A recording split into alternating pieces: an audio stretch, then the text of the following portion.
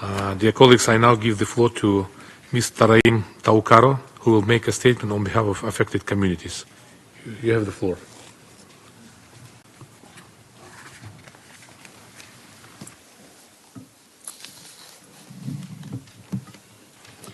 Mr. President, Excellencies, distinguished delegates and colleagues, ladies and gentlemen, it is with great respect that I extend my warmest greetings to you in my native language.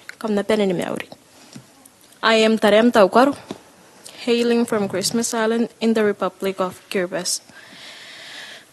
As a young married woman and a proud mother of two beautiful daughters, I consider it a profound honor to be here today. My presence is made possible through the generous support of the Government of Kiribati, the Nuclear Age Peace Foundation, and its youth initiative, Reverse the Trend. Today, I am privileged to share with you my family's experiences during the nuclear testing era on Christmas Island.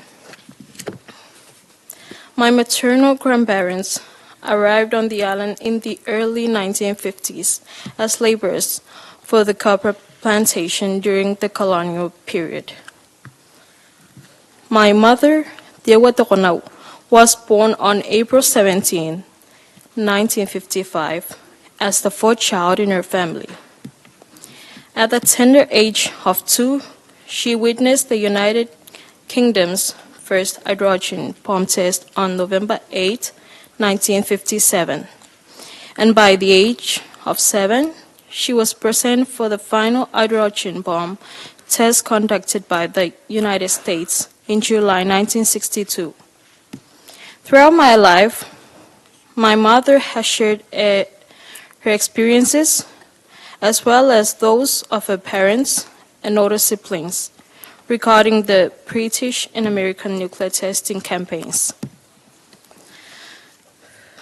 According to family accounts, the nuclear tests were profoundly terrifying and unsettling ordeal.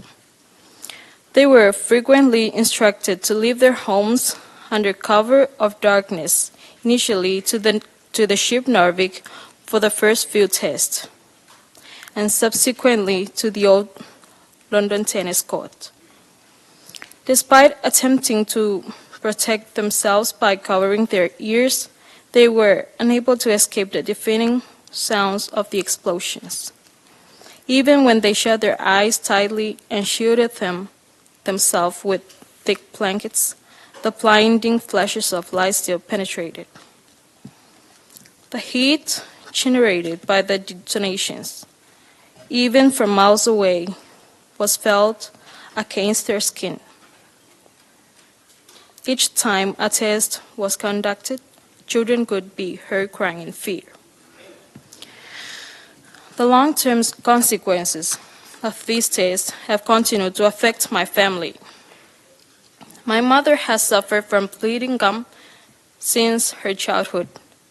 My elder sister was born deaf, and when her condition exacerbates, she endures severe headaches and redness in her eyes. Her physician has advised her to protect her ears from water exposure.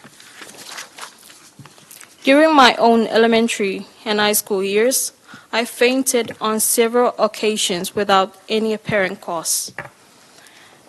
Medical examinations revealed no abnormalities, yet the uncertainty regarding our health continues to linger.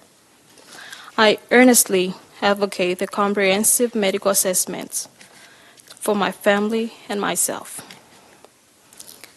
Currently, my mother, Dewa Tokonau, serves as the chairperson of the Association of Cancer Patients Affected by British and American Nuclear Bomb Testing, abbreviated ACBAN-BT. This association represents the descendants of the 187 families who resided on Christmas Island during the nuclear test. Since its inception in 1964, The association has actively campaigned for compensation and medical examinations. Today, I seize this opportunity to amplify their voices and strengthen their call for justice, compensation, and essential medical assistance. I firmly believe that the time for action is now. I aspire for my children to receive adequate medical care, ensuring their health remains uncompromised by the nuclear tests conducted over 7 decades ago.